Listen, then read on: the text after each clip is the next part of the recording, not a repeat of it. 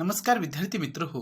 इयत्ता 10वी बोर्ड परीक्षेची परिपूर्ण तयारी करण्याच्या उद्देशाने आपण काही कृतीपत्रिकांचा सराव करणार आहोत. आजच्या या व्हिडिओमध्ये आपण सराव कृतीपत्रिका क्रमांक 2 पूर्ण करणार आहोत आणि बोर्ड पेपर पॅटर्ननुसार ही कृतीपत्रिका मी तयार केलेली आहे. आणि या कृतीपत्रिकेमध्ये आपल्याला जे विभाग आहेत म्हणजे गद्य विभाग, पद्य विभाग, स्थूल वाचन विभाग, व्याकरण व भाषाभ्यासाचा विभाग आणि उपयोजित लेखनाचा विभाग, तर या प्रत्येक विभागातील कृती कशा सोडवायच्या हे आपण नमुना उत्तरांद्वारे पाहणार आहोत. आणि या संपूर्ण कृतीपत्रिकेचं सोप्या भाषेत मी तुम्हाला स्पष्टीकरण देणार आहे आणि या माध्यमातून तुम्हाला आदर्श उत्तरपत्रिका आपली कशी असली पाहिजे हे लक्षात येण्यास मदत होईल. मराठी विषय जो आहे तर याच्यामध्ये आपल्याला फार कमी गुण मिळतात. तर जर आपण चांगला सराव केला, प्रत्येक कृतीची चांगली उत्तरं लिहिण्याचा आपण प्रयत्न केला तर आपल्याला लेखी परीक्षेमध्ये 80 पैकी अगदी 75च्या पुढे गुण मिळू शकतात. वेळेचं योग्य नियोजन जे आहे तर तेही आपल्याला या कृतीपत्रिकांचा जो आपण सराव करतो आहोत तर त्यामधून लक्षात येणार आहे. आकलन, स्वमत, अभिव्यक्ती, रसग्रहण या ज्या काही कृती असतात त्या प्रत्येक कृतीमध्ये तुम्हा विद्यार्थ्यांच्याकडून काही अपेक्षित अशी लेखन कौशल्य येणं आवश्यक असतं किंवा तुम्हाला ते जमायला हवं आणि त्या दृष्टिकोनातून या प्रत्येक कृतीचं उत्तर काय असायला पाहिजे हेही आपण अभ्यासणार आहोत. चला तर मग आपण नमुना सराव कृतीपत्रिका 2 अभ्यासूया.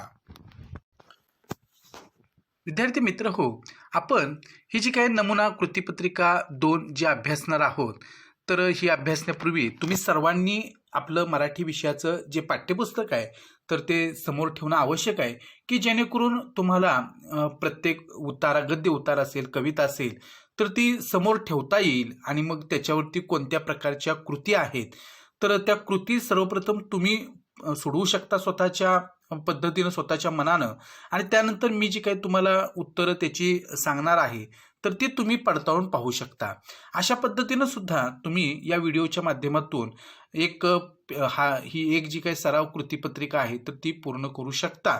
चला तर मग आपण ही नमुना कृतीपत्रिका 2 अभ्यासूया आणि त्या माध्यमातून उत्तरं कशी लिहायला हवीत ते आपण समजावून घेऊया. पहा, आपला पहिला विभाग जो आहे, सर्वसाधारण सूचना ज्या असतात कृतीपत्रिकेसाठीच्या त्या तुम्हाला माहिती आहेत तरी सुद्धा मी तुम्हाला वाचून दाखवतो की सूचनेनुसार आकलन कृती व व्याकरण यांमधील आकृत्या काढाव्यात. की आपल्याला गद्य विभाग असेल, पद्य विभाग असेल, व्याकरण विभाग असेल, याच्यामध्ये ज्या आकलन कृती असतात तर त्याच्यामध्ये ज्या काही आकृत्या येत असतात त्या आपल्याला आपल्या उत्तरपत्रिकेमध्ये काढायच्या असतात. या आकृत्या ज्या असतात त्या पेननंच काढणं अपेक्षित आहे. उपयोजित लेखनातील कृतींसाठी म्हणजे सूचना, निवेदन जे काही आपल्याला दिलेलं असतं तर तेव्हा मात्र आकृतीची आवश्यकता नाही. आपण फक्त त्या ठिकाणी ती कृती पूर्ण करायची आहे. विभाग 5 मध्ये उपयोजित लेखन जो आहे तर त्यामध्ये हा प्रश्न 5 जो आहे आणि त्याच्यामध्ये जो 2 सारांश लेखन असतं म्हणजे पत्रलेखनाला किंवा असतं सारांश लेखन, तर या घटकासाठी आपला जो गद्य विभाग आहे कृतीपत्रिकेतला तर त्याच्यामध्ये गद्य विभागामध्ये प्रश्न 1 ई जो आहे तो अपठित गद्याचा उतारा असतो. तर तोच उतारा तुम्हाला ह्याच्या सारांश लेखनासाठी असतो आणि त्याचंच सारांश लेखन तुम्हाला तिथे करायचं असतं. अर्थात जर पत्रलेखन तुम्ही करणार नसाल तर सारांश लेखनासाठी हा उतारा तुमच्यासाठी महत्त्वाचा असणार आहे. स्वच्छता, नीटनेटकेपणाने लेखन, नियमानुसार लेखन याकडे तुम्ही जाणीवपूर्वक लक्ष द्यायचं आहे की जेणेकरून आपली उत्तरपत्रिका जी आहे ती अतिशय चांगली, सुटसुटीत, नीटनेटकी असेल तर आपल्याला चांगले गुण मिळायला सुद्धा मदत होणार आहे. आता आपण विभाग 1 जो आहे गद्याचा तो पाहणार आहोत. सर्वप्रथम तुम्ही पाठ्यपुस्तकामध्ये आता मी जो तुम्हाला उतारा सांगणार आहे तर तो उतारा पहिल्यांदा तुम्ही पाहून घ्यायचा आहे आणि या उतार्यावरती ज्या कृती विचारल्या जाणार आहेत तर त्या प्रत्येक कृतीखालीच त्याचं उत्तर जे असेल तर ते मी देणार आहे.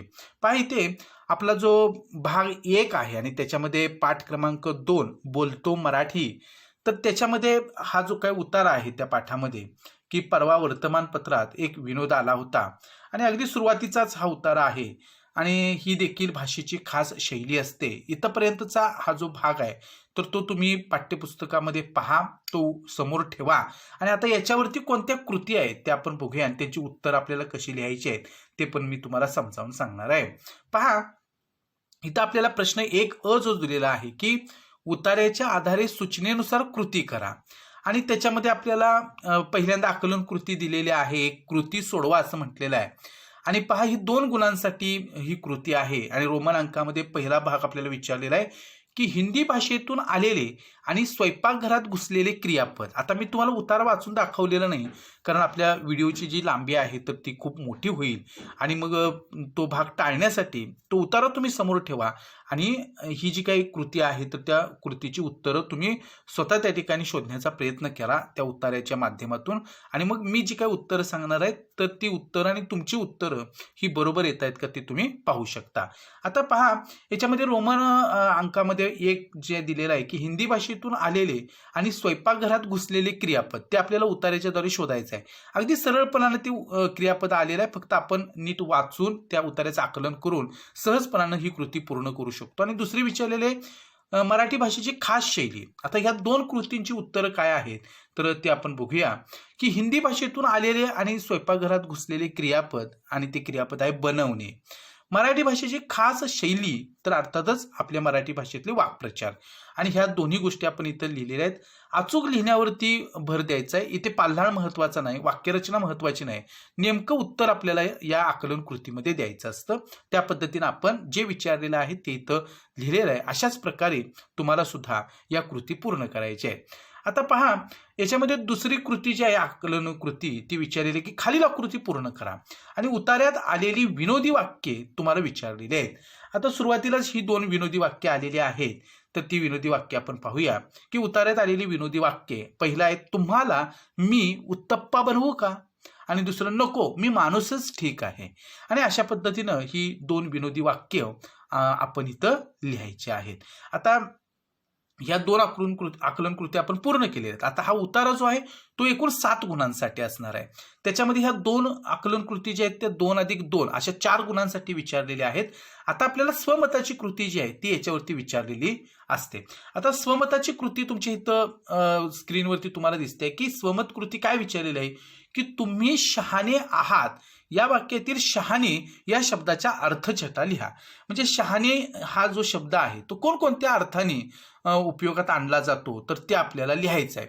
आता याच्यासाठी आपलं चिंतन महत्वाचं आहे, निरीक्षण महत्वाचं आहे आणि त्या माध्यमातून आपण आपलं संपूर्ण मत जे आहे ते इथं आपण लिहू शकतो या आशयाच्या आधारे, या पाठाच्या आशयाच्या आधारे. 3 गुणांसाठी ही कृती आहे. आपण याचं उत्तर कसं लिहायचं ते आपण आता बघूया. थोडंसं छोटं मी हे करतो आहे की पहा बोलतो मराठी या पाठामध्ये लेखिका डॉक्टर माधवी गुंडी यांनी भाषेतल्या अनेक गमती जमती सांगितल्या आहेत. आपण जे शब्द किंवा वाक्य उच्चारतो त्याच्या संदर्भानुसार अनेक अर्थ असतात. बोलणारी व्यक्ती जेव्हा तुम्ही शहाणे आहात असे म्हणते तेव्हा शहाणे या शब्दाच्या अनेक छटा असलेल्या दिसतात. शिक्षक आपल्या विद्यार्थ्यांना जेव्हा हे वाक्य उच्चारतील तेव्हा त्यातून कौतुकाचा भाव जाणवेल. घरी आई आपल्या मुलांना हे वाक्य उच्चारेल तेव्हा वात्सल्य व्यक्त होईल.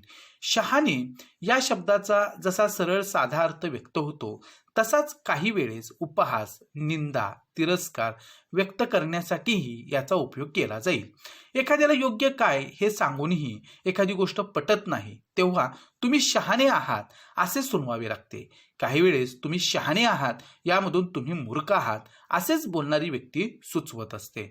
थोडक्यात व्यक्तीनुसार, स्थळानुसार, संदर्भानुसार शहाणे या शब्दाचा अर्थ बदलत राहतो. अशा पद्धतीनं आपण ही स्वमताची कृती पूर्ण करू शकतो. विद्यार्थी मित्र हो, आपल्या उत्तरपत्रिकेमध्ये आपण इथं जसं मी पहा प्रश्न 1 आणि तिसरी कृती जी आहे स्वमताची तर तो व्यवस्थित त्या उत्तरपत्रिकेमध्ये असंच तुम्हाला लिहायचं आहे आणि फक्त उत्तर लिहायचं आहे. आता इथे आपल्याला जी कृती विचारलेली आहे ती प्रश्न तो आहे जो आहे स्वमताचा तो आपल्याला इथे लिहिण्याची गरज नाही. आपल्याला इथे फक्त त्याचं उत्तर जे लिहायचं आहे. पण आपल्या उत्तरपत्रिकेमध्ये हे सगळे प्रश्न क्रमांक, उपप्रश्न क्रमांक अचूक नोंदवणं मात्र फार गरजेचं आहे. आता आपण पुढचा जो उतारा आहे गद्य विभागामधला तर तो पाहणार आहोत. आता हा गद्य विभागातला उतारा नेमका कोणता आहे ते पहिल्यांदा मी तुम्हाला सांगणार आहे की पहा हिवाळा नुकताच सुरू झालेला होता. इथपासून ते पुन्हा हिवाळा आला इथपर्यंतचा हा जो उतारा आहे तर हा उतारा कोणत्या पाठातला आहे हे तुम्ही आता ओळखलं असेल. तर हा जो उतारा आहे तर तो अर्थातच तुम्हाला माहिती आहे की गवताचे पाते नावाचा पाठ क्रमांक 7 जो आहे आपल्या पाठ्यपुस्तकातला, तर त्यातला हा उतार आहे.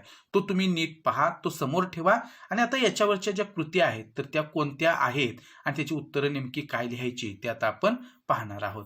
पहा, इथे सुद्धा आपल्याला म्हणजे हा जो उतारा आहे गद्य विभागातला, तर तो प्रश्न 1A आहे आणि त्याच्यामध्ये पहिली आकलन कृती आपल्याला इथं विचारलेली आहे. कोणती आहे ती? तर कारण लिहा असं विचारलेलं आहे की झाडावरून पिकलेली पाने गळून पडू लागली. आपल्याला कारण लिहायचं आहे. आणि रोमनांकात 2 आहे गवताच्या पात्याच्या स्वप्नाचा चुराडा होण्याचे कारण. आपण आपल्या उत्तरपत्रिकेमध्ये प्रश्न 1A असं लिहायचं आहे आणि उपप्रश्न क्रमांक 1 टाकायचा आहे आणि रोमनांक 1 द्यायचा आहे की झाडावरून पिकलेली पाने गळून पडू लागली कारण हिवाळा सुरू झाला होता. जे उतार्यात आलेलं आहे तेच कारण आपण इथं लिहायचं आहे. आता रोमनांकात 2 आहे की गवताच्या पात्याच्या स्वप्नाचा चुराडा होण्याचे कारण गळून पडणाऱ्या पानांच्या आवाजामुळे त्याची झोपमोड झाली होती. आणि अशा पद्धतीनं गळून पडणाऱ्या पानांच्या आवाजामुळे त्याची झोपमोड झाली आणि म्हणून गवताच्या पात्याच्या स्वप्नाचा चुराडा झाला असं आपण इथं उत्तर लिहिलेलं आहे. आता पुढची आकलन कृती आपल्याला दिलेली आहे की दिलेल्या घटना कालानुक्रमे लावा, म्हणजेच ओघ तक्ता तयार करा. आता इथे पहा विधानं दिलेली आहेत. पान धरणी मातेच्या कुशीत झोपी गेले, पानाच्या गोड स्वप्नांचा चुराडा झाला, हिवाळा सुरू झाला होता, चिमणे गवताचे पाते जागे झाले. आणि आता आपल्याला ही जी काही या ज्या घटना आहेत तर त्या पहिल्यांदा कोणती घटना घडली, दुसऱ्यांदा कोणती घटना घडली, हे उतार्याच्या आधारे आपल्याला शोधून काय करायचं आहे, त्याचा ओघ तक्ता तयार करायचा आहे. आता आपल्याला पहा कोणकोणत्या घटना कशा घडलेल्या आहेत ते इथं सांगता येईल. प्रश्न 1A, उपप्रश्न 2. आता ह्या घटना आपण लिहिलेल्या आहेत क्रमानुसार. हिवाळा सुरू झाला होता, ड येईल त्यानंतर चिमणे गवताचे पाते जागे झाले, ब येईल गवताच्या पात्याच्या स्वप्नांचा चुराडा झाला आणि शेवटी येईल की पान धरणी मातेच्या कुशीत झोपी गेले. आणि अशा पद्धतीनं आपण हा ओघ तक्ता इथे पूर्ण केलेला आहे. आता विद्यार्थी मित्र हो, अर्थातच इथं आता शेवटची जी कृती आहे या उतार्यावरची तर ती स्वमताची. आणि स्वमतासाठी आपल्याला काय करायला सांगितलेलं आहे की रूपक कथेची वैशिष्ट्ये प्रस्तुत रूपक कथेद्वारे स्पष्ट करा. आता रूपक कथा हा जो काही साहित्य प्रकार आहे तर याची वैशिष्ट्ये आपल्या या रूपक कथेच्या म्हणजे गवताचे पाते ही जी रूपक कथा आहे त्याच्या सुरुवातीलाच आपल्याला या रूपक कथेची सगळी वैशिष्ट्ये दिलेली आहेत. ती आपण छान प्रकारे व्यवस्थितरित्या वाचून समजून घ्यायचे आहेत आणि आपल्या भाषेमध्ये ही रूपक कथेची वैशिष्ट्ये आपण लिहायची आहेत. आता ही रूपक कथेची वैशिष्ट्ये कशी लिहिता येतील ते आपण बघूया. हा प्रश्न 1A आपण घेतलेला आहे. 3 असा उपक्रमांक टाकलेला आहे आणि आता याचं उत्तर पहा की गवताची पाते ही प्रसिद्ध लेखक वि.स. खांडेकर यांची एक रूपक कथा आहे. रूपक कथा ही खांडेकरांची मराठी कथेला देणगी आहे. रूपक कथेची वैशिष्ट्ये कोणती आहेत ते या कथेच्या आधारे जाणून घेऊया. रूपक कथा ही आकाराने लहान असते. गवताचे पाते ही रूपक कथा ही लहान आहे परंतु व्यक्त होणारा आशय मोठा आहे. लेखकांनी या कथेत सृष्टीतील पाने, गवताचे पाते या घटकांच्या रूपकांतून माणसाच्या विविध वृत्ती प्रवृत्तींचे, भावभावनांचे दर्शन घडविले आहे. अर्थघनत्व, आशय समृद्धता, सूचकता या रूपक कथेच्या वैशिष्ट्यांमुळे या कथेची परिणामकारकता वाढली आहे. झाडाचे पान व गवताचे पाते यांच्यातील नाट्यमय संवाद पुढे काय घडणार याची उत्सुकता निर्माण करतो. अलंकारिक भाषाशैली आणि संदेशपर्ता ही या कथेची वैशिष्ट्ये आहेत. गवताचे पाते व झाडाचे पान ही मानवी स्वभावाची प्रतीके आहेत.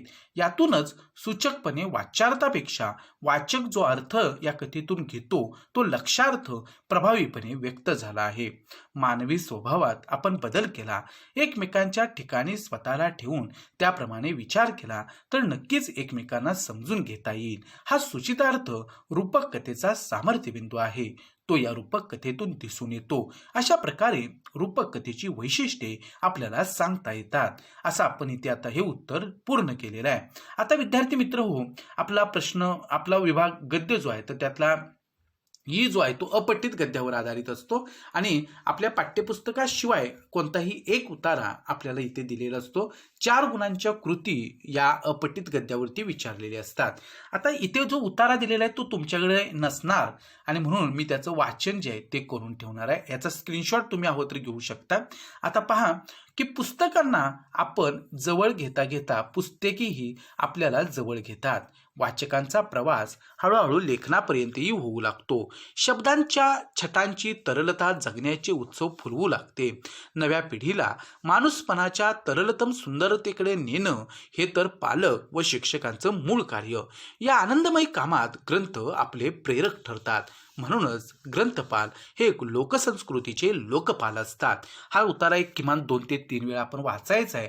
आता हा तुलनेनं थोडा छोटा उतारा आहे, परंतु यापेक्षा मोठा उतारा जो आहे तर तो तुम्हाला येणार आहे. आता याच्यावरच्या कृती ज्या आहेत त्या आपण बघूया की ते पहा ही उतार्याच्या आधारे सूचनेनुसार कृती करा. आकलन कृती दिलेली आहे.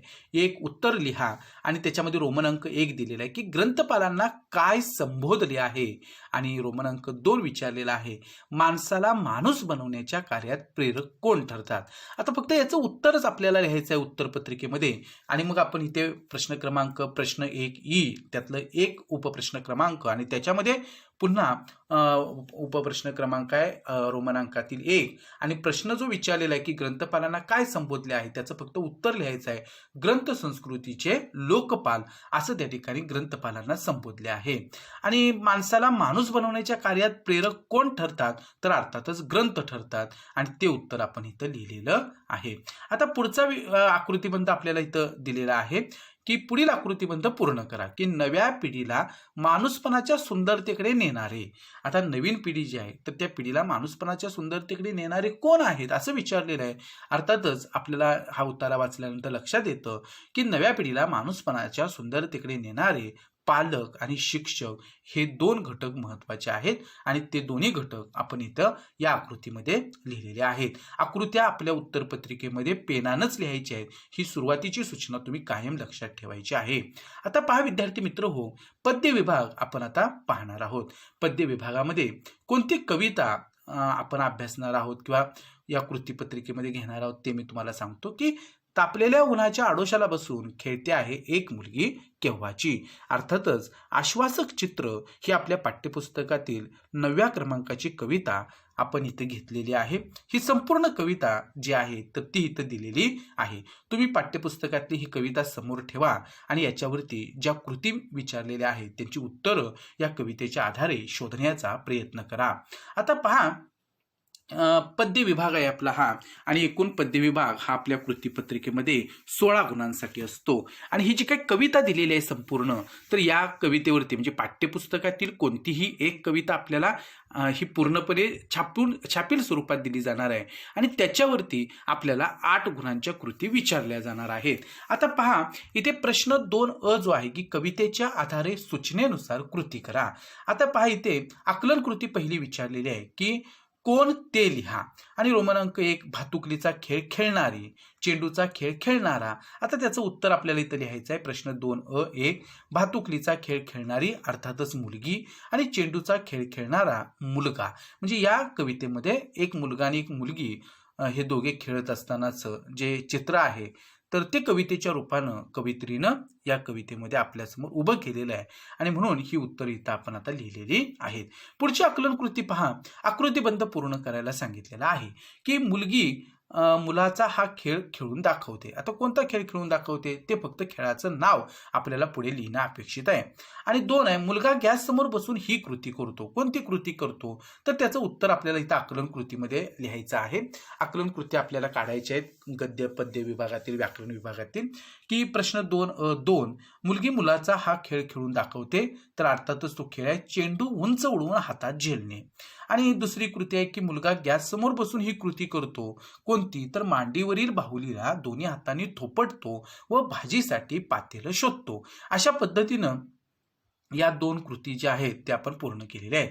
आता तिसरी कृती जी आहे ती आहे पुढील काव्यपंक्तीचा सरळ अर्थ लिहा. फक्त दिलेल्या काव्यपंक्तीचा जो वाच्यार्थ आहे किंवा आपल्याला सहजासहजी लक्षात येणारा जो अर्थ आहे की त्या ओळी वाचल्यानंतर पटकन समजणारा अर्थ जो आहे तो इथे आपल्याला लिहायचा आहे. ओळी काय दिलेली आहेत की तेव्हा तो हसून म्हणतो, तू भाजी बनव छानपैकी पाल्याची. ती म्हणते, मी दोन्ही करू शकते एकाच वेळी. तू करशील? मुलगा देतो चेंडू तिच्या हातात. आता या काव्यपंक्तीचा सरळ अर्थ आपल्याला लिहायचा आहे. कसा लिहिता येईल ते आपण पाहूया. पहा, सरळ अर्थ मी तर तुम्हाला देण्याचा प्रयत्न केलेला आहे. तुम्ही अशा प्रकारे सरळ अर्थ उत्तरपत्रिकेमध्ये लिहायचा आहे की कवयित्री नीरजा भविष्यातील स्त्री पुरुष समानतेचे आश्वासक चित्र रेखाटताना म्हणतात की कवितेतील छोटी मुलगी जेव्हा मुलग्याकडे चेंडू मागते तेव्हा तो मुलगा उपहासाने मुलगीला म्हणतो, तू छानपैकी पालेभाजी बनव. म्हणजे चेंडू उंच उडवून त्याचा झेल घेणे तुला जमणार नाही असे सांगतो. तेव्हा मुलगी त्याला म्हणते, मी दोन्ही कामे एकाच वेळी करू शकते. तू करू शकशील का? स्त्री व पुरुष जी कामे करतात ती कामे मी करू शकते असे मुलगी सूचित करते. त्यानंतर मुलगा स्वतःच चेंडू तिच्या हातात देतो आणि अशा पद्धतीनं आपण या ओळींचा सरळ अर्थ जो आहे तर तो आपण लिहिलेला आहे. त्यासाठी कविता आपल्याला चांगल्या प्रकारे समजून घेणं, भावार्थ जाणून घेणं अत्यंत आवश्यक आहे. आता चौथी कृती याच्यावरची आहे 2 गुणांसाठीची. तर ती आहे पुढील काव्यपंक्तीतून व्यक्त झालेला विचार तुमच्या शब्दांत लिहा. आणि ओळी आपल्याला दिलेल्या आहेत. भातुकलीतून प्रवेशताना वास्तवात हातात हात असेल दोघांचाही, ज्यावर सहज विसावेल बाहुली आणि चेंडू जोडीनं. आता आपल्याला या ओळींमधून जे विचार सौंदर्य व्यक्त झालेलं आहे ते विचार सौंदर्य आपल्याला लिहायचं आहे. पहा आपण कशा प्रकारे याचं विचार सौंदर्य लिहू शकतो. मी माझ्या परीनं प्रयत्न केलेला आहे. तुम्ही तुमच्या पद्धतीनं सुद्धा याची मांडणी करू शकता. पहा आपण प्रश्न 2 4 असं टाकलेलं आहे. आता उत्तर लिहूया. आश्वासक चित्र या कवयित्री नीरजा यांच्या कवितेत भविष्यातील स्त्री पुरुष समानतेचे आश्वासक चित्र रेखाटले आहे. ही एक चिंतनशील कविता असून सकारात्मक दृष्टिकोनातून मांडलेला विचार सामाजिकदृष्ट्या महत्वाचा आहे. कवयित्री नीरजा भविष्यातील स्त्री पुरुष समानतेचे चित्र रेखाटताना म्हणतात की भातुकलीच्या या खेळातून जेव्हा ही छोटी मुलगी व छोटा मुलगा वास्तवातील खऱ्याखुऱ्या जीवनात प्रवेश करतील तेव्हा या दोन्ही मुलांचा हातात हात असेल. या हातांवर बाहुली आणि चेंडू जोडीनं एकत्र विसावतील. स्त्री पुरुष समानता निर्माण होईल. कवयित्री आशावादी आहेत. भविष्यामध्ये स्त्री पुरुष समानतेचं मूल्य रुजले. स्त्री व पुरुष दोघेही एकमेकांना समजून घेऊ लागले. दोघेही एकमेकांची कामे करू लागले तर असमानता उरणार नाही. परंतु यासाठी पुरुषांनी आपल्या विचारांत बदल करणे आवश्यक आहे. जुन्या बुरसटलेल्या विचारांना सोडून दिले पाहिजे. अशा प्रकारे या चिंतनशील कवितेत भविष्यात स्त्री पुरुष समानता निर्माण होईल असा विचार व्यक्त झाला आहे. अशा पद्धतीनं आपण हे विचार सौंदर्य लिहिलेलं आहे. आता पद्यावरती आधारित असणारा हा जो प्रश्न आहे तो खालील मुद्द्यांच्या आधारे कोणत्याही एका कवितेसंबंधी खालील कृती सोडवा. आपल्याला जे मुद्दे दिलेले असतात ते एकूण 4 गुणांसाठी दिलेले असतात आणि 2 कवितांची नावं आपल्याला दिलेली असतात. आता आपल्याला छापील स्वरूपात जी कविता पाठ्यपुस्तकातली दिलेली असते ती सोडून इतर कोणत्याही 2 कवितांची नावं आपल्याला दिलेली असतात आणि त्यावरती आपल्याला 2 ते 3 मुद्दे की जे 4 गुणांसाठी असतील तर ते दिलेले असतात. आता इथं आपल्याला मुद्दे दिलेले आहेत. पहिल्यांदा 2 कविता कोणत्या दिल्या आहेत तर आश्वासक चित्र आणि उत्तम लक्षण. आता इथे थोडा हा भाग झालेला आहे की वरती छापलेली जी कविता आहे तर त्याच कवितेचं नाव इथं आलेलं आहे. परंतु असं होणार नाही. तर इतर कोणती तरी कविता जी असेल तर ती इथं तुम्हाला दिली जाईल. पण एक नमुना म्हणून तुम्ही आता हे समजावून घ्यायचं आहे. मुद्दे दिलेले आहेत. प्रस्तुत कवितेचे कवी किंवा कवयित्री, प्रस्तुत कवितेतून मिळणारा संदेश आणि प्रस्तुत कवितेची भाषिक वैशिष्ट्ये लिहा. असे 4 गुणांसाठीचे आपल्याला हे मुद्दे दिलेले आहेत. आश्वासक चित्र आणि उत्तम लक्षण या दोन्ही कवितांचं आपण इथे ह्या दिलेल्या मुद्द्यानुसार लेखन मी करून दिलेलं आहे. तुम्ही मात्र उत्तरपत्रिकेमध्ये कोणत्याही एकाच कवितेचं काय करायचं आहे मुद्द्यानुसार लेखन करायचं आहे. पहा प्रश्न 2 आश्वासक चित्र आपण सुरुवातीला घेतो आहोत. प्रस्तुत कवितेच्या कवयित्री अर्थात नीरजा. दुसरा मुद्दा आहे प्रस्तुत कवितेतून मिळणारा संदेश. तर काय संदेश दिलेला आहे या कवितेतून तर कवयित्री नीरजा यांच्या आश्वासक चित्र या कवितेत भविष्यातील स्त्री पुरुष समानतेचे आश्वासक चित्र रेखाटले आहे. तिसरा मुद्दा दिलेला आहे प्रस्तुत कवितेची भाषिक वैशिष्ट्ये लिहा. आता काय वैशिष्ट्ये आहेत या कवितेची, तर चिंतनशील विचारांची साध्या सोप्या भाषेत केलेली मांडणी हे या कवितेचे वैशिष्ट्य आहे. मुक्त छंदात या कवितेची रचना केली आहे. मुलगी व मुलगा यांच्या समर्पक प्रतीकांतून भविष्यातील स्त्री पुरुष समानतेचा आशावादी विचार पटवून देण्यात कवयित्री यशस्वी ठरले आहेत. हा विचार सार्वकालिक आहे. लहान मुलांच्या खेळाचे केलेले चित्रदर्शी वर्णन वैशिष्ट्यपूर्ण आहे. हातात हात असेल दोघांचाही यातून सकारात्मक दृष्टिकोन व्यक्त झाला आहे. एकंदरीतच स्त्री पुरुष समानतेचे मूल्य प्रभावीरित्या या कवितेतून प्रतिबिंबित झालं आहे. अशा पद्धतीनं दिलेल्या मुद्द्यानुसार आपण लेखन करू शकतो आणि उत्तमातले उत्तम गुण आपण मिळवू शकतो. आता दुसरी कविता जी आपल्याला दिलेली आहे ती म्हणजे उत्तम लक्षण. आता प्रस्तुत कवितेचे कवी, इथं कवयित्री हा चुकून झालेला शब्द आहे. तर कवी कोण आहेत, तर संत रामदास. मुद्दा 2 आहे की प्रस्तुत कवितेतून मिळणारा संदेश. तर सर्वांनी आदर्श व्यक्तीची लक्षणे समजून घ्यावीत. निकोप समाजाच्या निर्मितीसाठी शाश्वत असा सत्याचा मार्ग स्वीकारावा. विवेक बुद्धीने वागावे. आपल्यातील वाईट गुणांचा त्याग करून चांगले गुण निर्माण करण्याचा प्रयत्न करावा. या मार्गाने सर्वांनी चालण्याचा प्रयत्न केल्यास आदर्श व्यक्तीबरोबरच आदर्श समाजाची निर्मिती होईल असा संदेश समर्थांनी दिला आहे. आता तिसरा मुद्दा आहे प्रस्तुत कवितेची भाषिक वैशिष्ट्ये लिहा. तर या रचनेतून समर्थांनी अगदी सुबोध व प्रासादिक भाषेत समाजाला मार्गदर्शन केले आहे.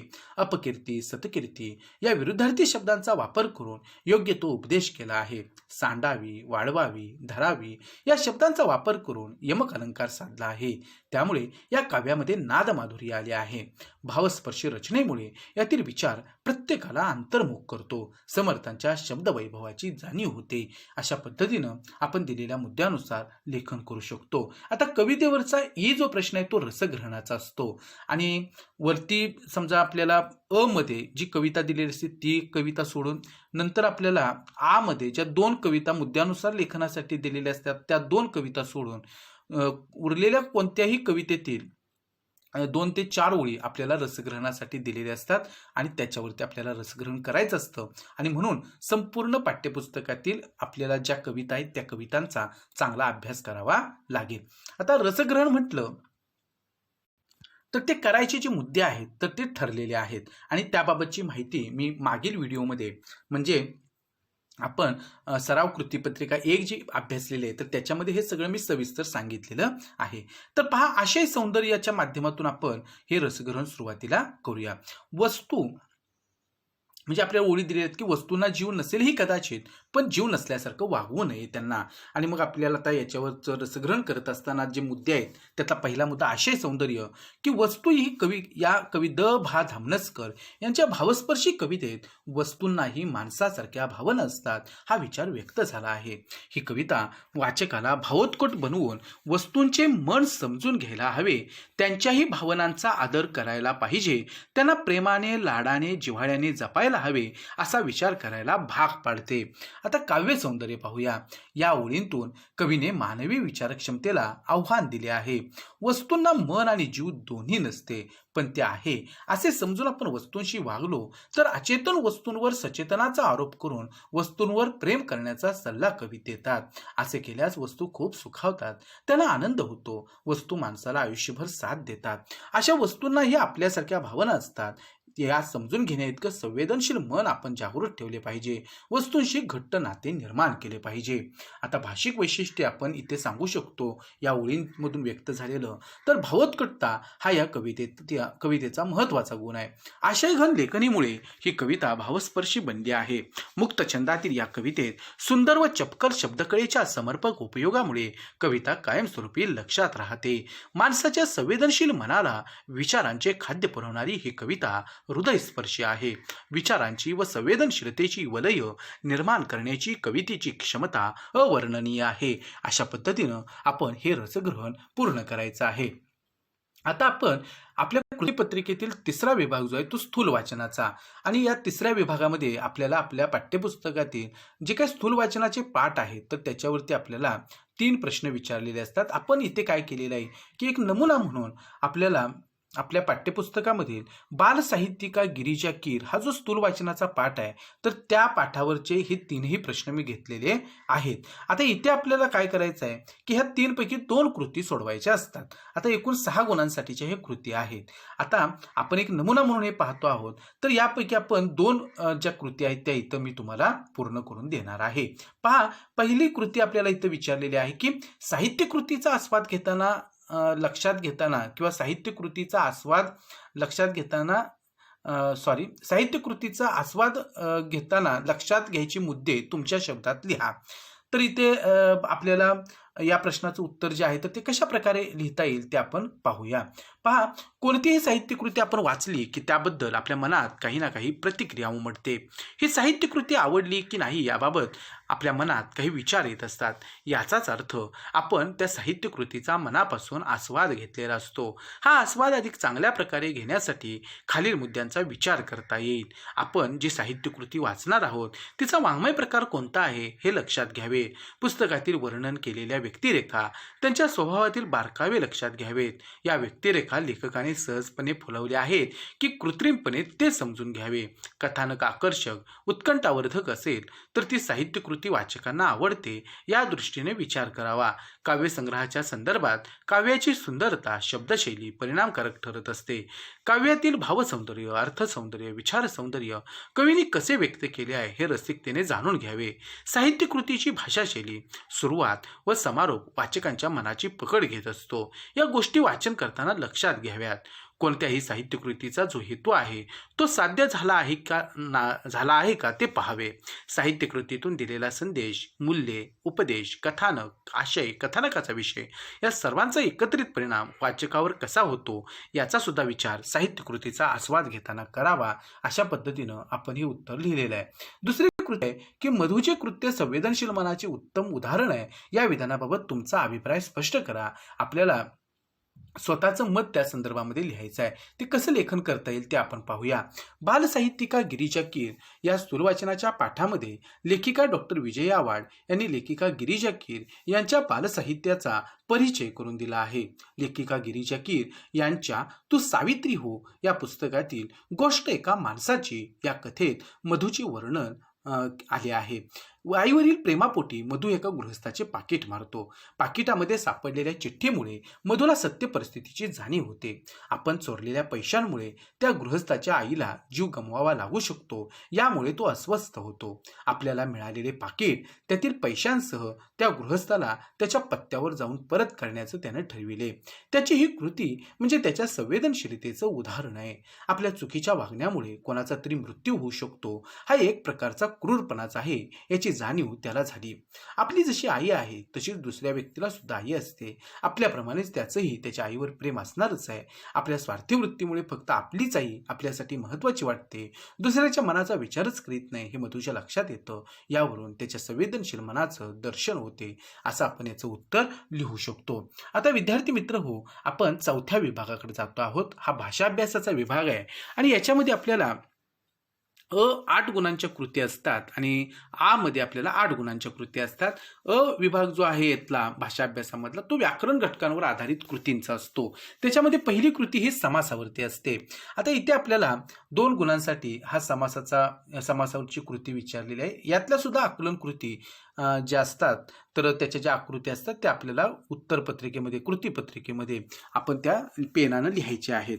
पहा, खालील तक्ता पूर्ण करा आणि इथे सामासिक शब्द, विग्रह आणि समासाचे नाव असाच तक्ता आपण आखून घ्यायचा आहे. तर इथे पहा, आपल्याला उत्तम असा पुरुष, अर्थातच तो सामासिक शब्द कोणता आहे तर पुरुषोत्तम असं लिहायचं आहे आणि अर्थातच समासाचं नाव कर्मधारय समास आहे.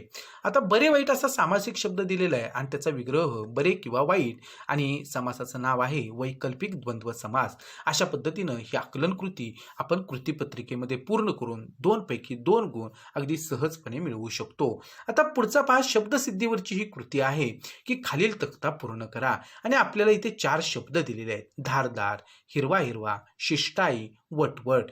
आता शब्दसिद्धी हा घटक आपण चांगला समजावून घेतलेला असेल तर आता व्याकरणाचे सर्व घटकांवरचे व्हिडिओ तुमच्यासाठी उपलब्ध आहेत, तुम्ही ते जरूर पहा. आणि हा व्याकरण घटक अति महत्त्वाचा आहे, कारण त्याच्यामध्ये आपल्याला पैकीच्या पैकी गुण मिळतात आणि तो भाग एकदा समजला की आपले गुण आपल्याला पूर्णपणे मिळतील. आता इथे पहा 4 शब्द दिलेले आहेत आणि प्रत्यय घटित ते शब्द आहेत की अभ्यस्त शब्द आहेत हे आपल्याला ओळखायचं आहे. आपण इथे पाहूया की धारदार हा जो शब्द आहे तो प्रत्यय घटित आहे, कारण दार हा प्रत्यय इथं लागलेला आहे. आणि अजून कोणता प्रत्यय घटित शब्द आहे तर शिष्टाई, ई हा प्रत्यय इथं लागलेला आहे. आता अभ्यस्त शब्द जो आहे तर तो हिरवा हिरवा, की इथं एका शब्दाची पुनरुक्ती पुन्हा झालेली आहे आणि याला पूर्णाभ्यस्त शब्द असं म्हणतात. परंतु हिरवा हिरवा म्हटलं की तो अभ्यस्त शब्द असणार आहे आणि तसंच वटवट हा शब्द सुद्धा अभ्यस्त शब्द आहे. अशा पद्धतीनं आपल्याला हे 2 पैकी 2 गुण इथं आता मिळालेले आहेत. आता पुढे आपल्याला वाक्प्रचार दिलेले असतात की खालीलपैकी कोणत्याही 2 वाक्प्रचारांचा अर्थ सांगून त्यांचा उपयोग करा असं म्हटलेलं असतं. आणि आपल्याला ह्या दोन वाक्प्रचारांचा अर्थ सांगायचा आणि वाक्यात उपयोग करायचा आहे. आपण इथे ह्या 4ही वाक्प्रचारांचा अर्थ आणि त्यांचा वाक्यात उपयोग कसा करायचा हे समजून घेणार आहोत. पहा, पहिला वाक्प्रचार आहे कानोसा घेणे, त्याचा अर्थ आहे अंदाज घेणे.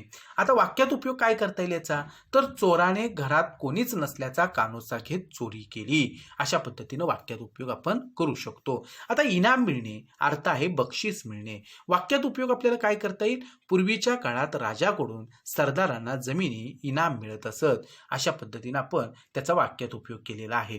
आता तोंडसूक घेणे म्हणजे खूप बडबडणे. वाक्यात उपयोग काय करता येईल तर घर भाडे देण्यास टाळाटाळ करणाऱ्या भाडेकरूवर विष्णुपंतांनी चांगलेच तोंडसूक घेतले. आता पुढचा चौथा वाक्प्रचार आहे खुणगाट बांधणे, अर्थ आहे ठाम निश्चय करणे. आणि वाक्यात उपयोग आपण केलेला आहे सानिकाने राष्ट्रीय बुद्धिबळ स्पर्धेत प्रथम येण्याची खुणगाट बांधली. तुम्ही मात्र उत्तरपत्रिकेमध्ये आपल्या वेळेचा विचार करता फक्त 2च वाक्प्रचार त्यांचा अर्थ आणि वाक्यात उपयोग करायचा आहे. आणि जर आपल्याला खात्री नसेल की आपल्या उत्तराबद्दल तर मग एखादा जादा वाक्प्रचार जो आहे तर तो तुम्ही लिहायला हरकत नाही. आता आज जी कृती आहे भाषा अभ्यासावरची तर ती शब्दसंपत्तीवरची आहे, भाषिक घटकांवरती आहे. इथे पहा आपल्याला पहिली कृती इथं शब्दसंपत्तीवरची विचारलेली आहे की खालील शब्दसमूहासाठी एक शब्द लिहा आणि आठवड्यातून एकदा प्रसिद्ध होणारे, अर्थातच आपण त्याचं उत्तर इथं लिहिलेलं आहे साप्ताहिक असं, आणि आठवड्यातून एकदा प्रसिद्ध होतं त्याला आपण साप्ताहिक म्हणतो. कोणाचाही आधार नसलेला, अर्थातच निराधार असा आपण त्या ठिकाणी तो शब्द वापरतो. म्हणजे दिलेल्या शब्दसमूहाबद्दल कोणता शब्द येईल याची चांगली आपण तयारी करायची आणि या कृती पूर्ण करायच्या. आता आपल्याला विरुद्धार्थी शब्द सांगायला सांगितलेले आहेत आणि मालक हा विरुद्धार्थी शब्द दिलेला आहे तर अर्थात नोकर असा त्याचा विरुद्धार्थी शब्द येईल. कमाल म्हटलं की त्याचा विरुद्धार्थी शब्द किमान येईल. आता कमाल म्हणजे अर्थात जास्तीत जास्त आणि किमान म्हणजे कमीत कमी.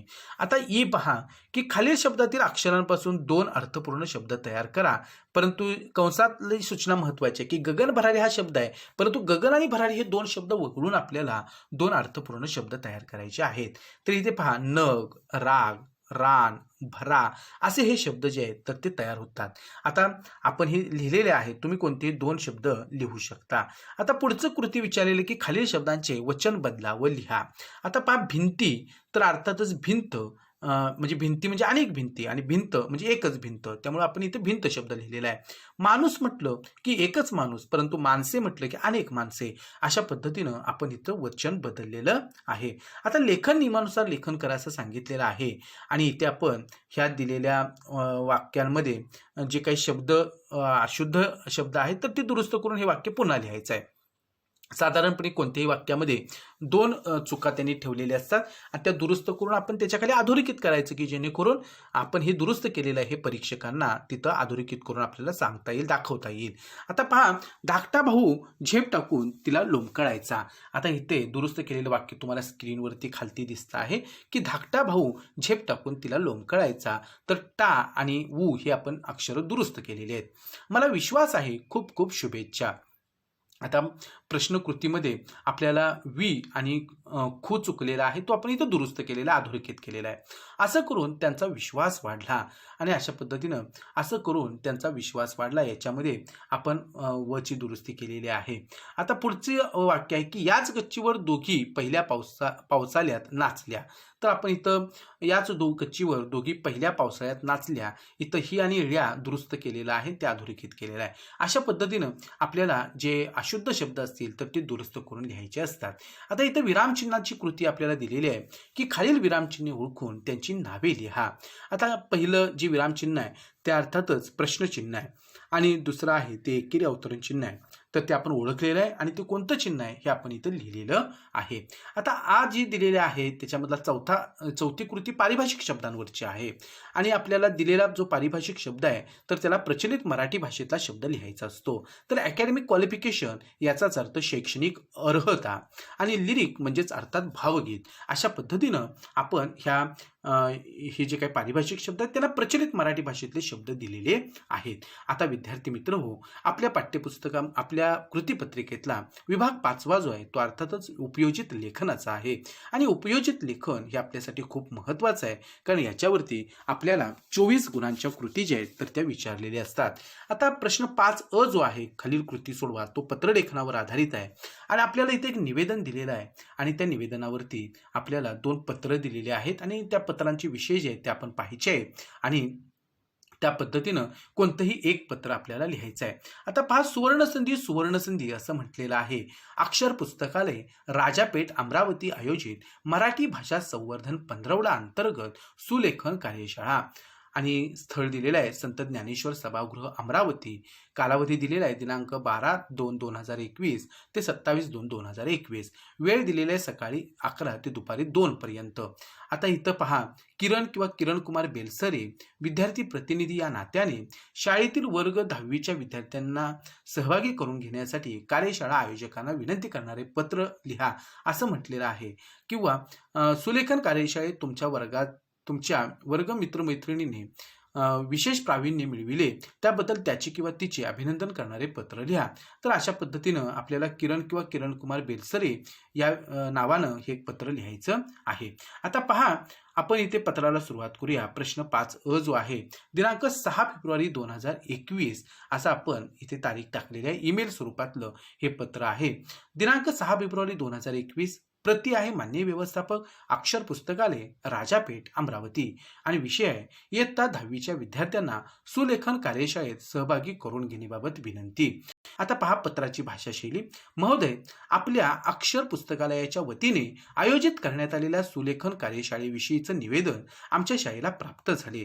या कार्यशाळेसाठी आमच्या प्रशालेतील इयत्ता 10वीतील विद्यार्थ्यांना सहभागी करून घ्यावे यासाठी माननीय मुख्याध्यापकांच्या अनुमतीने मी आपणास हे पत्र लिहित आहे. मराठी भाषा संवर्धन पंधरवडा अंतर्गत विद्यार्थ्यांना उपयुक्त ठरणारा सुलेखन कार्यशाळा हा उपक्रम म्हणजे सुवर्ण संधीचा आहे. दिनांक 12 फेब्रुवारी 2021 ते 27 फेब्रुवारी 2021 या कालावधीत संत ज्ञानेश्वर सभागृह अमरावती येथे सकाळी 11 ते दुपारी 2 या वेळेत होणाऱ्या कार्यशाळेत आमच्या प्रशालेतील इयत्ता 10वी मध्ये शिकत असलेल्या एकूण 40 विद्यार्थ्यांना सहभागी व्हायचं आहे. सुंदर हस्ताक्षर हा खरा दागिना आहे. या सुविचाराप्रमाणे आपले हस्ताक्षर सुंदर वळणदार असावे असे प्रत्येकाला वाटते. त्यासाठी योग्य मार्गदर्शनाचीही आवश्यकता आहे. बोर्ड परीक्षेच्या दृष्टीने इयत्ता 10वीच्या विद्यार्थ्यांना या कार्यशाळेचा नक्की उपयोग होईल असे आम्हाला वाटते. आमची शाळा अमरावती शहरातच असल्यामुळे विद्यार्थ्यांना दररोज उपस्थित राहणे सोयीचे आहे. आमच्या शाळेची स्कूल बस या विद्यार्थ्यांची दररोज ने-आण करणार आहे. या कार्यशाळेस उपस्थित राहणाऱ्या विद्यार्थ्यांची यादी सोबत जोडत आहे. या सर्व विद्यार्थ्यांना या कार्यशाळेत सहभागी करून घ्यावे ही विनंती. अशा पद्धतीनं आपण हे जे काही पत्र आहे तर ते आपण इथं पूर्ण केलेलं आहे. पत्राचा विषय पुन्हा एकदा पहा की आपल्याला शाळेतील वर्ग 10वीच्या विद्यार्थ्यांना सहभागी करून घेण्यासाठी कार्यशाळा आयोजकांना विनंती करणारं पत्र लिहायचं होतं आणि त्या पद्धतीनं आपण ही विनंती पत्र जे आहे ते पूर्ण केलेलं आहे. कोणतंही एक पत्र लिहायचं आहे. आता आपला विश्वासू किरण कुमार बेलसरे, कारण किरण कुमार बेलसरे हा विद्यार्थी प्रतिनिधी आहे आणि तो हे पत्र लिहितोय अशा आपल्याला काय करायचं होतं, कल्पना करायची होती. त्या पद्धतीनं आपला विश्वासू किरण कुमार बेलसरे असं आपण लिहिलेलं आहे आणि पत्ता किरण कुमार बेलसरे विद्यार्थी प्रतिनिधी, संत ज्ञानेश्वर विद्यालय अमरावती. पिनकोड दिलेला आहे, ईमेल दिलेला आहे आणि दूरध्वनी क्रमांक सुद्धा, मोबाईल क्रमांक आपण टाकलेला आहे. अशा पद्धतीनं आपण हे पत्र पूर्ण केलेलं आहे.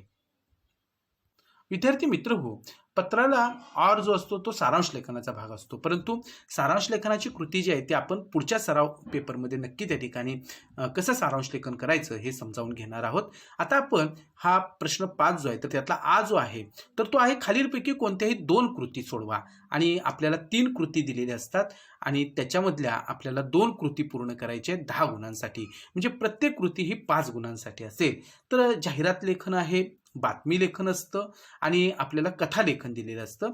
आपण या आजच्या ह्या व्हिडिओमध्ये जाहिरात लेखनाची एक कृती पूर्ण करणार आहोत आणि बातमी लेखनाची एक कृती पूर्ण करणार आहोत आणि कथा लेखनाची कृती आपण सराव चाचणी क्रमांक 3 मध्ये नक्की त्या ठिकाणी पाहणार आहोत. आता पहा, जाहिरात लेखनासाठी आपल्याला काही शब्द दिलेले आहेत आणि त्यांचा उपयोग आपल्याला करायचा आहे आपल्या जाहिरातीमध्ये, की खालील शब्दांचा योग्य उपयोग करून आकर्षक जाहिरात तयार करा. ताजा भाजीपाला, सेंद्रिय पद्धतीचा वापर, सर्व प्रकारची फळे उपलब्ध, घरपोच सोय, ऑनलाईन बिल देण्याची सोय, ग्राहकांचे समाधान.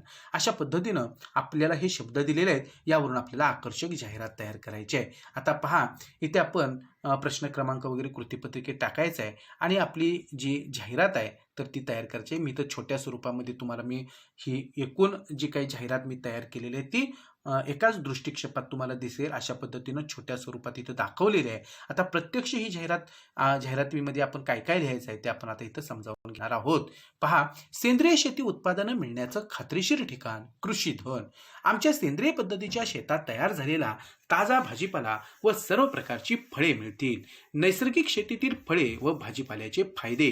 1. आरोग्याचे संतुलन राखले जाते. 2. जीवनसत्वे व खनिजे मोठ्या प्रमाणात मिळतात. 3. शरीराची रोगप्रतिकारक शक्ती सुधारते. 4. नैसर्गिक शेतीतील फळे व भाजीपाला चविष्ट असतो. 5. पर्यावरणातील सर्व घटक सुरक्षित राहतात. अशा पद्धतीनं आपण ही नैसर्गिक शेतीची वैशिष्ट्ये जी आहेत किंवा त्याचे फायदे जे आहेत तर ते इथं दिलेले आहेत. आता घरपोच सेवा उपलब्ध, ऑनलाईन देयकं स्वीकारली जातील. आमचा पत्ता कृषी धन, राजारामपुरी, 3री गल्ली, कोल्हापूर. मोबाईल क्रमांक आपण संपर्कासाठी द्यायचा आहे. ईमेल आपल्याला तिथं द्यावा लागेल आणि त्या पद्धतीने ईमेल सुद्धा आपण अभिरूप स्थितीतला तयार केलेला आहे तो इथं दिलेला आहे. आता ग्राहकांच्या सेवेसाठी सदैव कटिबद्ध अशा पद्धतीनं आपण काय केलेलं आहे की ही जाहिरात जी आहे तर ती चांगल्या प्रकारे पूर्ण करण्याचा प्रयत्न केलेला आहे. तुम्ही सुद्धा अशा प्रकारे जाहिरात लेखनाचा सराव करू शकता. आता विद्यार्थी मित्र हो, आपल्याला पहा इथे दुसरी कृती जी आहे तर ती बातमी लेखनाची पूर्ण करायची आहे आणि विषय काय दिलेला आहे तर पुढे दिलेल्या शब्दांवरून बातमी तयार करा. की पहा, शाळा, कोरोना, मोबाईल, शिक्षण सुरू, अभ्यासक्रम, समस्या. आता या विषयावरती आपण चांगल्या प्रकारे बातमी तयार करू शकतो, कारण आता हा विषय जो आहे तो सध्या आपल्याला खूपच जवळून परिचयाचा विषय आहे आणि आपण यासंबंधी अनेक बातम्या वर्तमानपत्रातून वाचत असतो, टी व्हीवरती ऐकत असतो. पहा, प्रश्न 5.2. आता इथं आपण शीर्षक किंवा मथळा जो आहे बातमीचा तो दिलेला आहे. कोरोना काळात मोबाईल चालवतोय शाळा. आता इथे आपण बातमीला सुरुवात करूया. सातारा दिनांक 28 जून. कोरोनामुळे संपूर्ण देशात लॉकडाऊन सुरू झाले आहे, त्यामुळे शाळाही बंद आहेत. त्यामुळे विद्यार्थ्यांपुढे मोठे संकट उभे राहिले आहे. सरकारने शाळा बंद असल्या तरी ऑनलाईन शिक्षण सुरू ठेवण्याचे शाळांना आदेश दिले आहेत. शाळांनीही त्याबाबतचे नियोजन करून ऑनलाईन वर्ग सुरू केले आहेत. ज्या मोबाईलला शाळांमध्ये बंदी घातली होती तोच मोबाईल आता शाळा चालवत असल्याचे चित्र दिसत आहे. मात्र काही ठिकाणी मोबाईल नेटवर्कची समस्या मोठ्या प्रमाणात असल्यामुळे विद्यार्थी व शिक्षकांपुढे अनेक अडचणी निर्माण झाल्या आहेत. शिक्षण सुरू झाल्यामुळे विद्यार्थी व पालकांना दिलासा मिळाला असला तरी अनेक समस्यांचा सामनाही करावा लागत आहे. अनेक पालकांची आर्थिक परिस्थिती चांगली नसल्यामुळे ते आपल्या पाल्यांना स्मार्टफोन घेऊन देऊ शकत नाहीत. ग्रामीण भागात नेटवर्क नसल्यामुळे ऑनलाईन वर्ग घेणे शक्य होत नसल्याचे शिक्षकांचे म्हणणे आहे. तर अनेक विद्यार्थ्यांना आपल्या शंकांचे समाधान करून घेणे शक्य होत नाही. मोबाईलचा उपयोग शिक्षणाशिवाय इतर कारणांसाठीही होत असल्याचे पालकांच्या लक्षात येत असल्यामुळे याचीही पालकांना चिंता लागली आहे. सततच्या मोबाईल वापरामुळे डोळ्यांवर ताण येत असल्याचे लक्षात येत आहे. अजूनही शाळा कधी सुरू होतील हे सांगता येत नसल्यामुळे सर्व वर्गांचा अभ्यासक्रम ऑनलाईनवरच पूर्ण करावा लागणार असल्याचे मत अनेक शिक्षकांनी व्यक्त केले आहे. कोरोनामुळे निर्माण झालेल्या अभूतपूर्व परिस्थितीवर मात करून शिक्षण सुरू ठेवण्याचं मोठे आव्हान सरकारला पार पाडावे लागणार आहे. अशा पद्धतीनं आपण ही जी बातमी आहे तर ती तयार केलेली आहे. आता आपल्याला विद्यार्थी मित्र हो, या प्रश्न 5 मध्ये ही कृती जी आहे ती 8 गुणांसाठीची असते की खालील लेखन प्रकारांपैकी कोणतीही एक कृती सोडवा. याच्यामध्ये आपल्याला प्रसंग लेखन दिलेलं असतं, ते प्रसंग लेखन आपण करावं आणि प्रसंग लेखन मागच्या आपण व्हिडिओमध्ये कसं करायचं हे समजावून घेतलेलं आहे. आता आजच्या या व्हिडिओमध्ये आपण आत्मकथनाची कृती जी आहे ती पूर्ण करणार आहोत.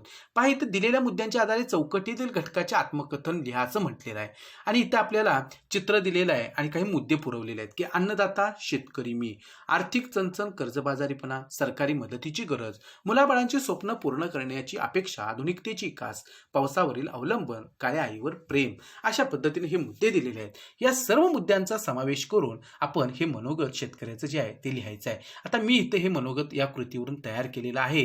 तुम्ही सर्वांनी ते नमुना म्हणून पहा आणि अशाच प्रकारे तुम्ही सुद्धा आत्मकथन लिहिण्याचा प्रयत्न करा. पहा, मी शेतकरी बोलतोय. शेतामध्ये राबणारा शेतकरी असल्याचा अभिमान असणारा मी एक शेतकरी आहे.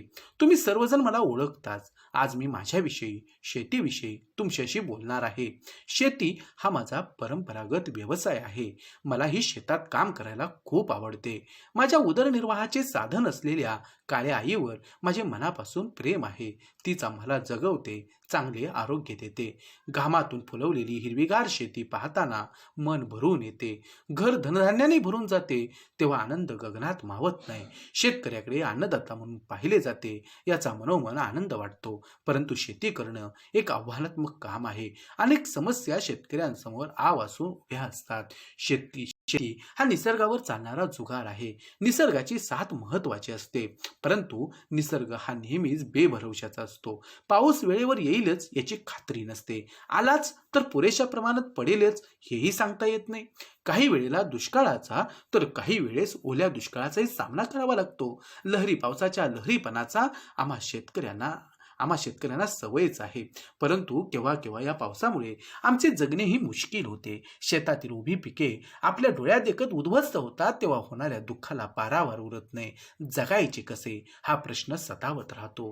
प्रतिकूल निसर्गामुळे कर्जबाजारीपणा हा 5वीलाच पोचलेला असतो. एका कर्जाची परतफेड करण्यासाठी दुसरे कर्ज, घेतलेले कर्ज फिटत नाही म्हणून सावकाराचे कर्ज, शेवटी एखादा जमिनीचा तुकडा विकून पोट भरावे लागते.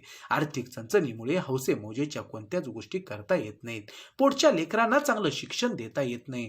चांगले कपडे, सणासुदीला गोडधोड काहीच करता येत नाही. मर मारून जगणे याशिवाय कोणताच पर्याय उरत नाही. माझ्या वाट्याला हे जगणे नेहमीचीच असले तरी माझी त्याबद्दल कोणतीच तक्रार नाही. परंतु जगाचा पोशिंदा असणाऱ्या शेतकऱ्यावर उपाशी पोटी झोपी जाण्याची वेळ येणार नाही याची काळजी समाजाने, सरकारने घ्यायला हवी असे मला मनोमन वाटते. बळीराजाला वाऱ्यावर सोडण्याचा कृतज्ञपणा व्हायला नको. शेतकरी आपल्या घामातून, आपल्या काबाड कष्टातून सर्वांचे पोट भरत असतो. तेव्हा शेतकऱ्याला त्याच्या वाईट काळात साथ देणं हे आपलं कर्तव्य मानलं पाहिजे. सरकार जी मदत देते ती तुटपुंजी असते. ही मदत म्हणजे आपली क्रूर चेष्टा आहे असे वाटते.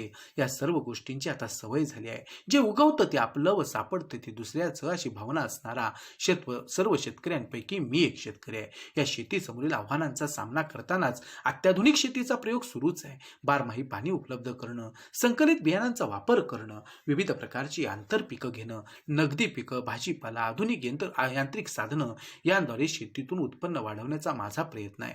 यासाठी सरकारनं, समाजानं, सेवाभावी संस्थांनी शेतकऱ्यांना साथ दिल्यास परिस्थिती नक्कीच बदलेल. शेतकरी सुखी तर जग सुखी असे म्हणतात. शेतकऱ्यांना माणूस म्हणून स्वाभिमानाने जगता येईल त्या दिवसाची मी आतुरतेने वाट पाहतोय. अशा पद्धतीनं आपण हा निबंध जो आहे तर तो लिहू शकतो. आता वैचारिक कृतीवरचा जो निबंध आहे तर तो आपण पुढच्या सराव चाचणी क्रमांक 3 मध्ये आपण नक्की त्या ठिकाणी हा प्रकार जो आहे तर तो हाताळूया. विद्यार्थी मित्र हो, आज आपण हा सराव जो आहे कृतीपत्रिकेचा क्रमांक 2चा तो केलेला आहे. आता आपण पुढच्या व्हिडिओमध्ये सराव चाचणी क्रमांक 3 सह भेटू. तुम्ही सर्वांनी चांगला सराव करा आणि परीक्षेमध्ये चांगल्यात ते चांगले गुण आपल्या मराठी भाषेच्या विषयामध्ये मिळायला हवेत असा संकल्प करा. चला आज आपण या व्हिडिओमध्ये इथेच थांबू. पुन्हा भेटू नवीन व्हिडिओसहित पुढील भागामध्ये. तोपर्यंत धन्यवाद.